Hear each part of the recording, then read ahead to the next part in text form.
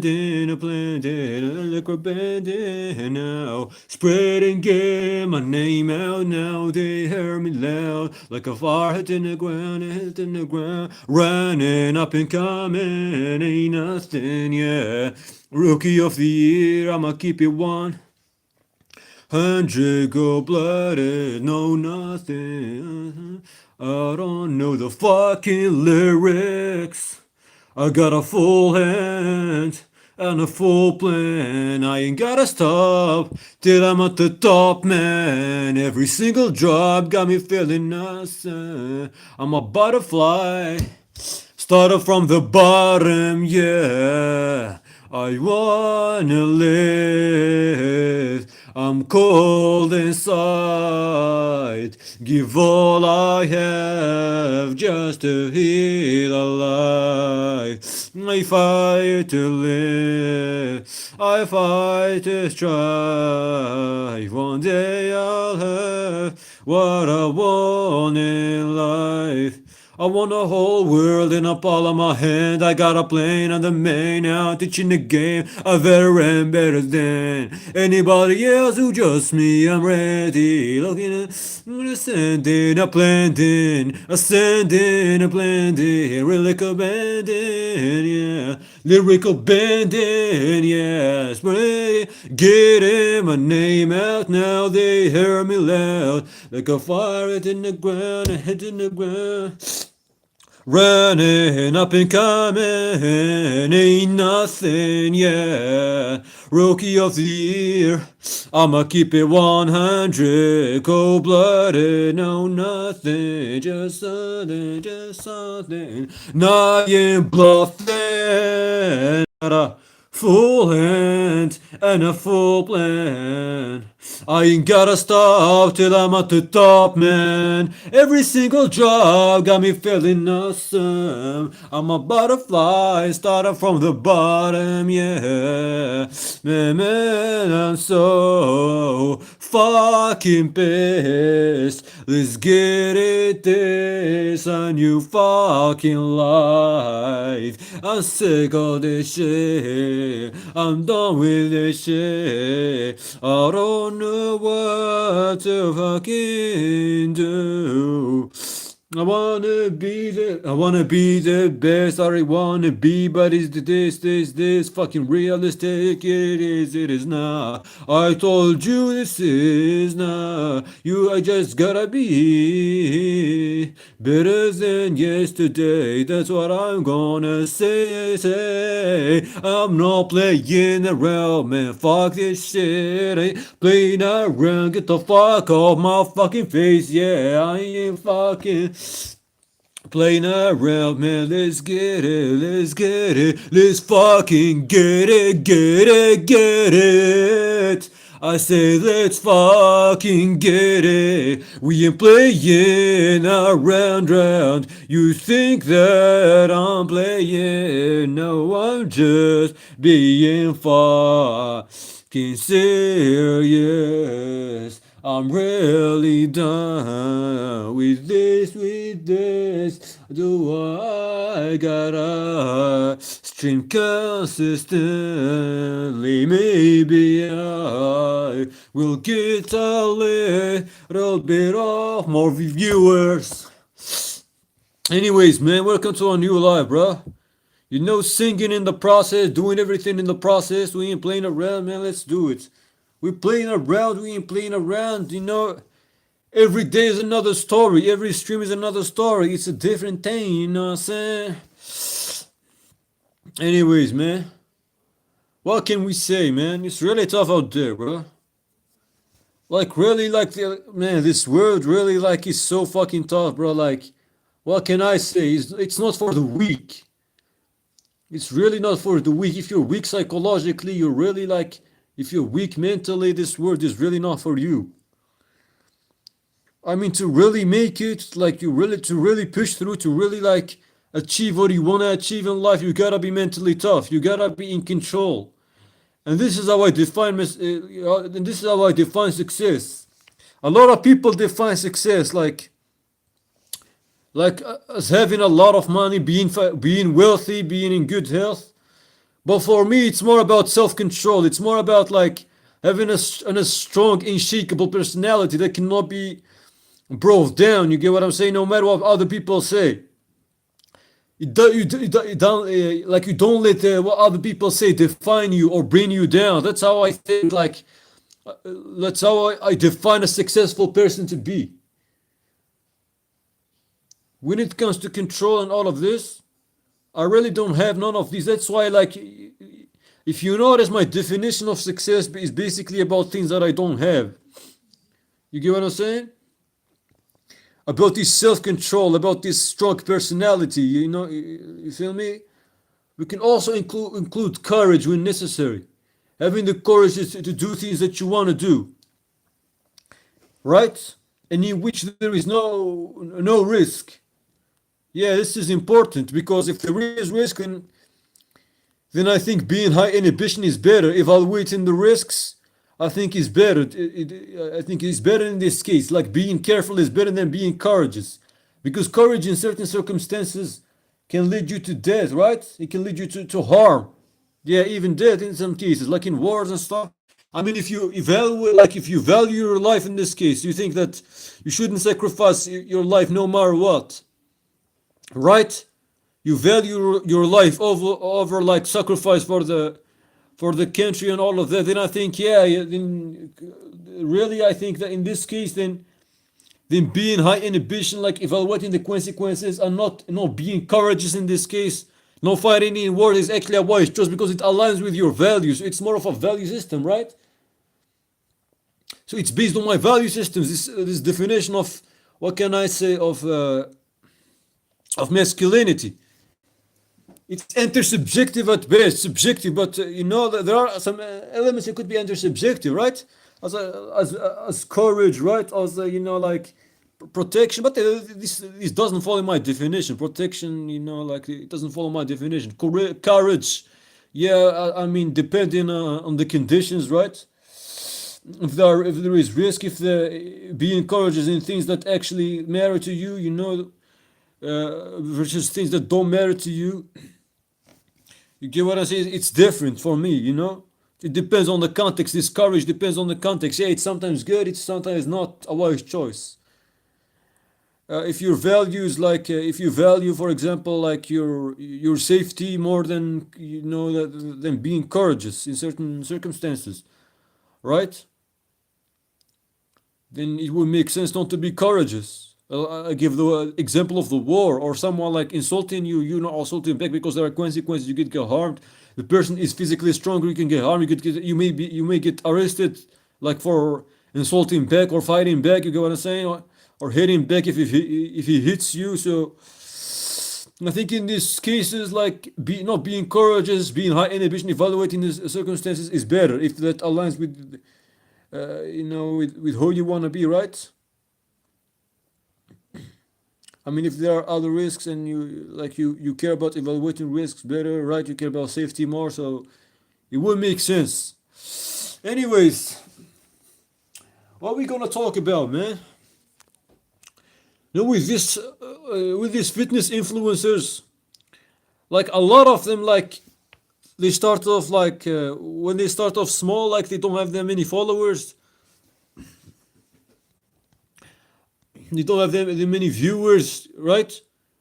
So they don't get that much attention. They actually like you'll find a lot of them. They responding to comments, right? They doing like they engaging with the comments and all of that. But once they grow in audience, right? Once they grow in audience, once they get more attention, once people start to float their comment sections with comments, it starts to shift. It starts to shift more to observation or no responding at all, because a lot of people tend to judge these creators as developing egos, like having like what can I say, being egoistical, right? They have like what can I say, they are self-centered. They have high egos, right? So they have big egos rather. But it's not always the case. Yeah, it's the case with some people, right? But it's not always the case. It's not that they think they're better than you. For some people, it's more about like, it's more manageable. Like responding to everyone is more manageable. So it's It's more about not discriminating against like a group, right? A part of the followers against what can I say, a portion of the followers, because if they respond to some and not to others, then there will be a certain level of discrimination, right? So that's the reason why they don't want to respond to some and neglect others. That's why they don't respond. You'll find a lot of them, they don't respond at all. And some don't even respond even at the beginning, let alone when they get famous, when they, you get what I'm saying? So you should really rush to judgments and conclusions about a person, be in a specific way. Anyways, man.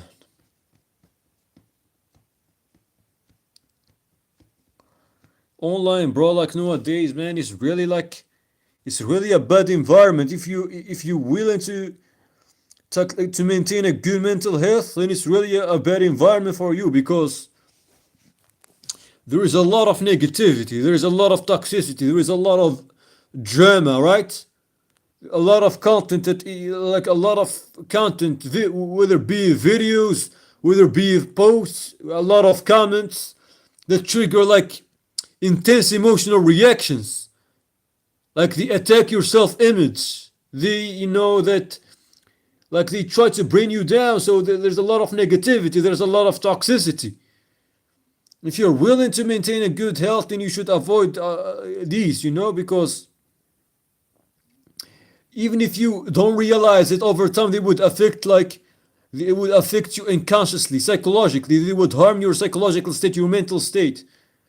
This is the case with me. Like, I've been watching a lot of these toxic YouTubers, these African American YouTubers that be screaming, like Idle Speed and all of these, these guys that be screaming all the time, they be toxic, they be using cuss words, because I thought it was a bit entertaining, right? But over time, it actually harmed me in a negative way. I started to imitate these people, like even unconsciously, even in their way of talking, and even in their behavior, right? And my mental state really starting to, what can I say, to get affected by it. It really got affected by it.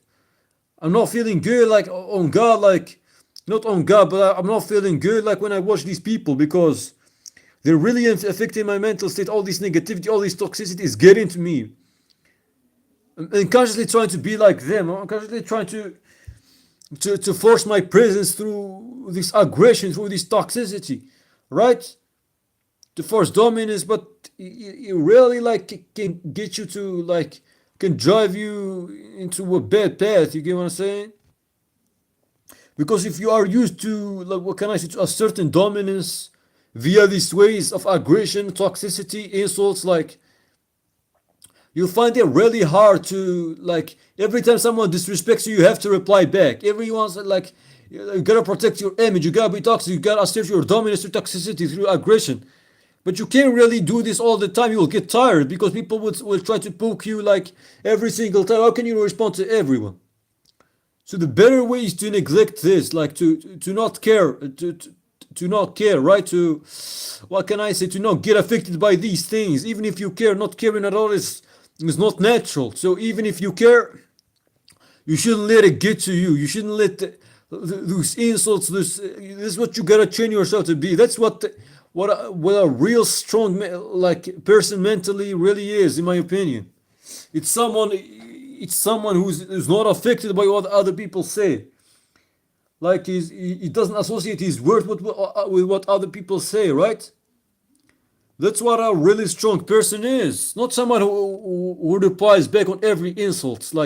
Because most of these people, they are insecure, to be honest. They are just what can I say? It's a form of ego relief when you reply back just to feel good. When you answer back just to feel good, just to feel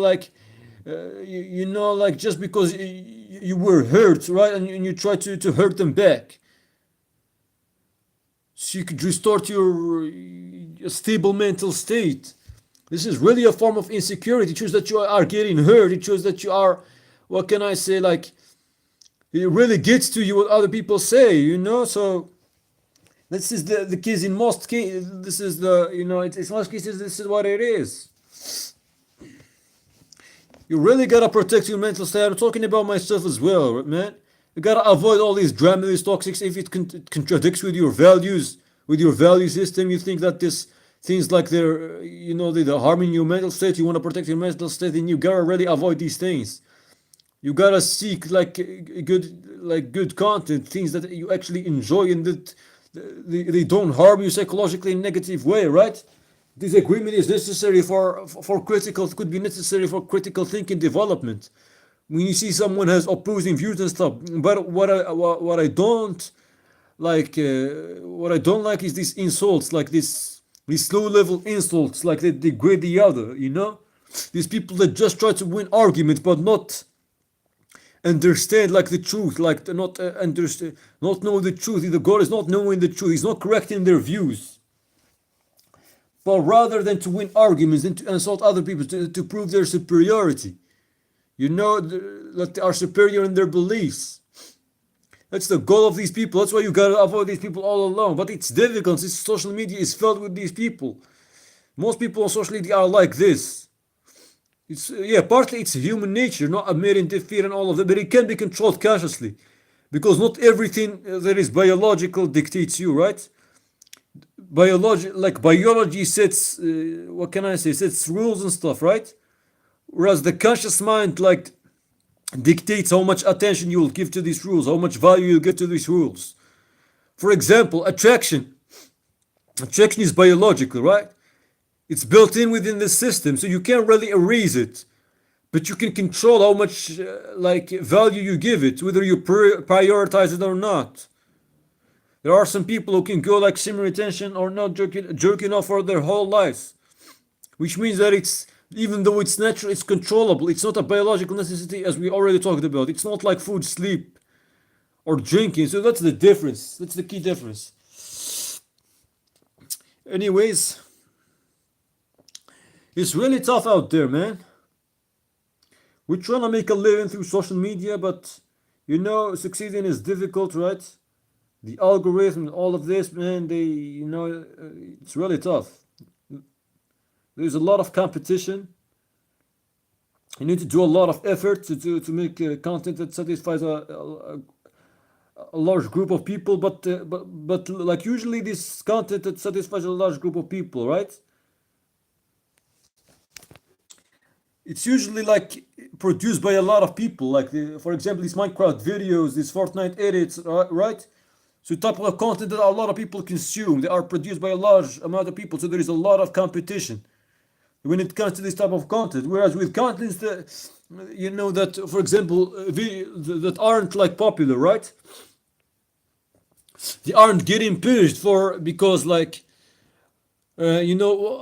very few people consume them, so you won't get a lot of likes, you won't get a lot of shares, you won't get a lot of comments when it comes to these videos. So there is less chance that you would go viral based on a certain type of content that isn't viral itself.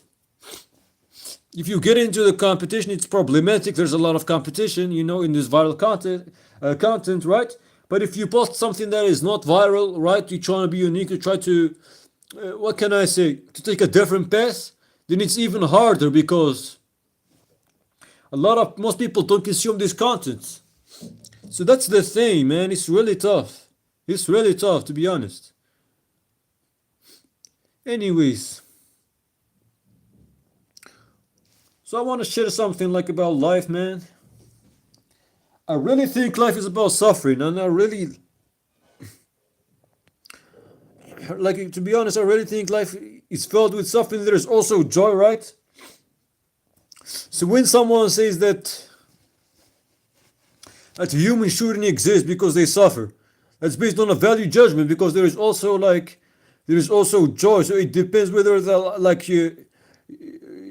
your value system wants eliminating, what can I say, or eliminating suffering at all, or whether it compares the net good versus net suffering.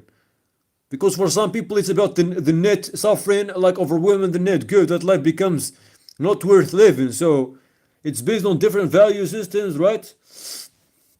But for me, I really my ideal state of existence would be perfect existence like everyone else, because It's the highest thing they could imagine and think of, but it doesn't mean that it should exist. Not everything that can be like imagined must exist. It's like an imagination limitation, not an existence. An imagination limitation doesn't have to be like existent necessarily. That's the thing. You can imagine four dimensions. You can imagine a lot of things, multiverses, and all of that. But they cannot exist, right? They don't have to. Not that they cannot exist, but they don't have to necessarily exist, right?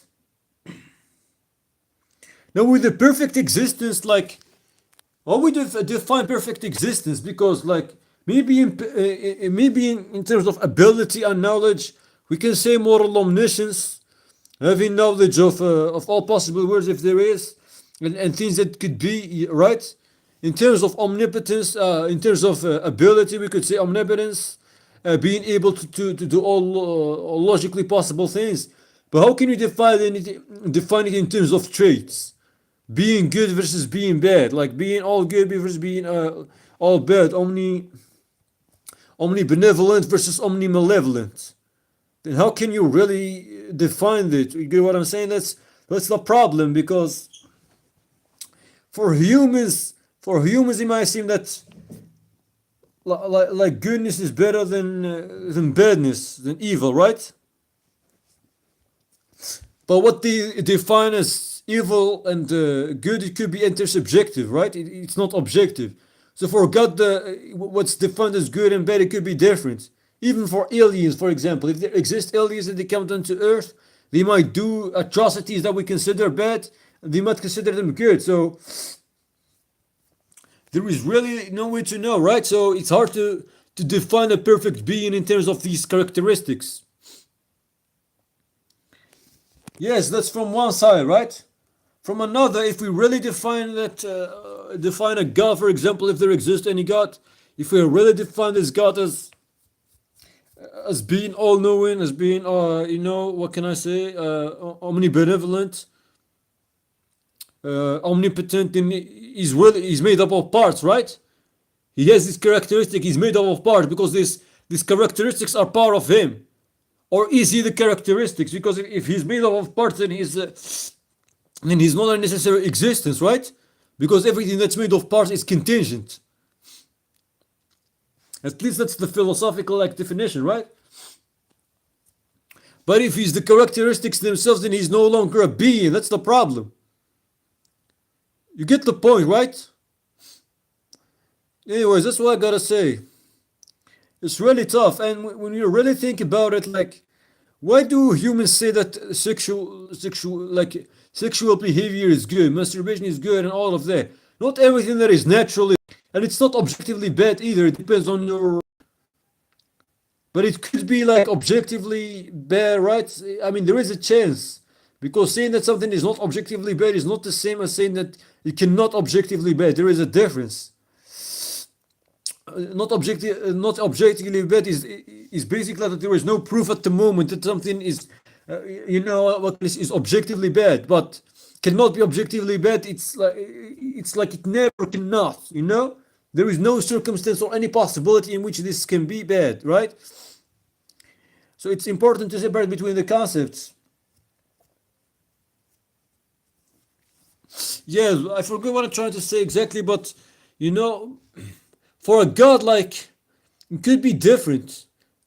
I mean, why are these things like perceived as bad in religions, like having sex, like masturbation and all of that? Why, when there are with couples, are considered good? Because the different value systems you produce, like, what can I say, like, you contribute to the continuation of life, reproduction. But who said that reproduction is good objectively? It's a value system. Who said that it's better than non-existence is better than non-existence? It's also a value judgment. But they attribute these things to God as a way to justify them that they are objectively better, But that's the thing. Like, for God, why is it for God that why God doesn't have sex? If sex is a good thing, if a lot of our religions promise sex in the afterlife, then it's an objectively good thing, right?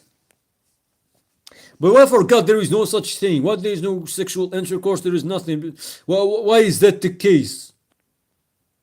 If it's an objectively good thing, they might say that because like he's a different being, so what's good for a being is not the same as a for a different being, right?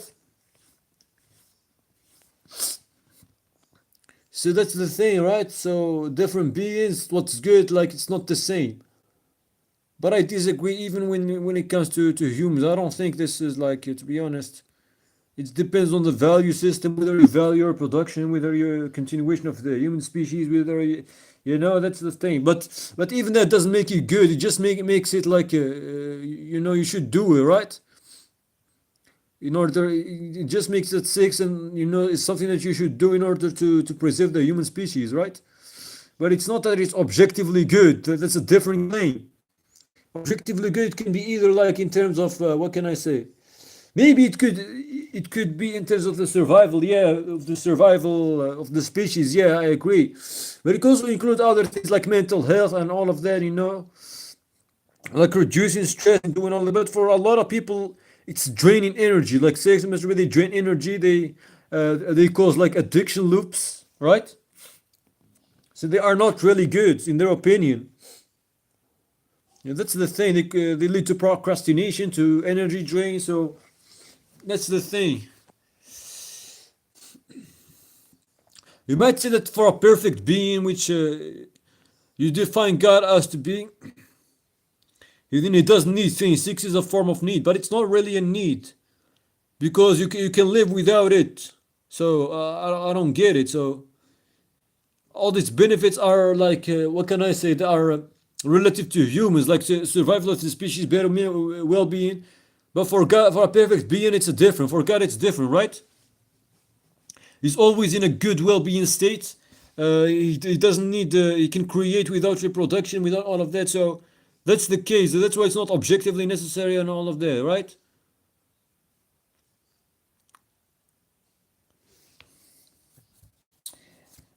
Anyway,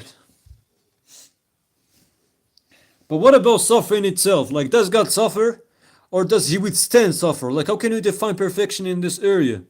Is it like feeling suffering but withstanding it, or just not feeling suffering at all? Because if you don't feel suffering at all and you don't have omniscience, then you wouldn't be able to understand. Maybe even if you don't have omniscience, you'll be able to understand by observing, like that suffering is bad, right?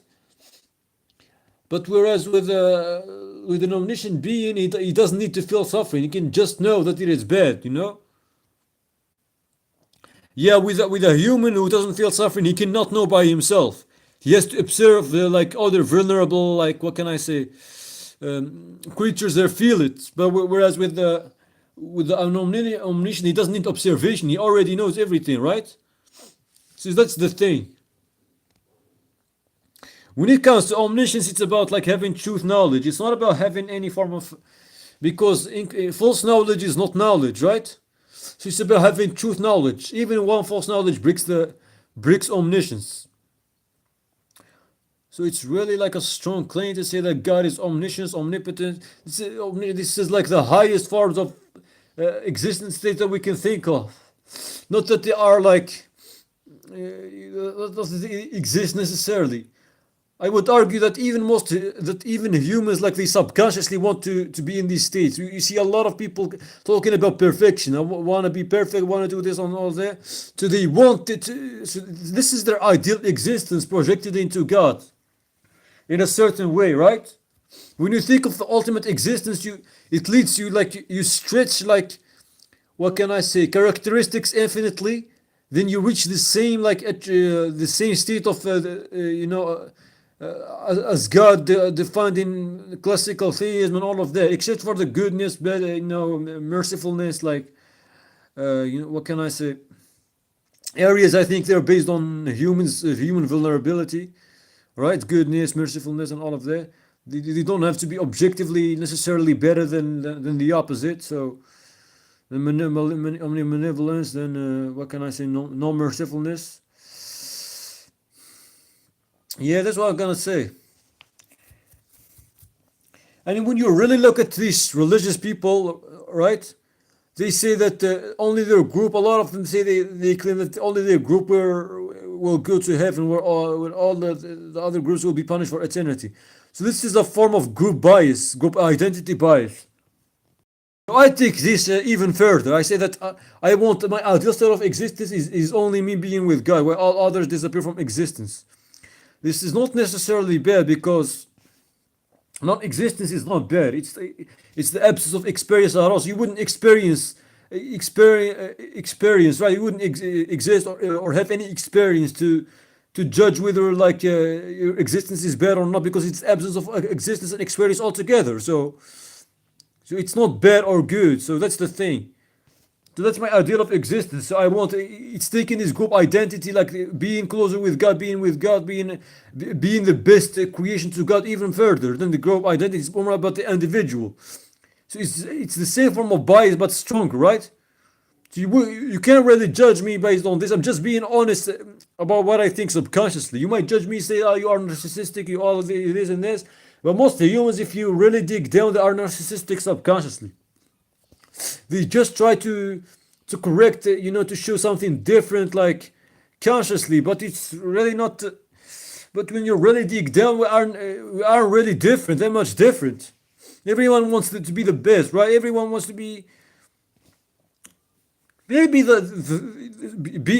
listen. There is a difference. Like wanting to be the best is natural.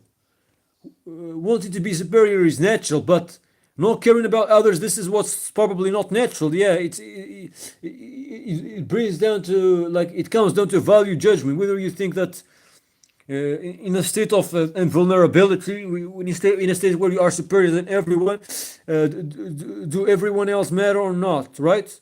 So this is like a value judgment, right? So I don't think there is an objective answer to this. Anyways, man, that's what I'm gonna say, man.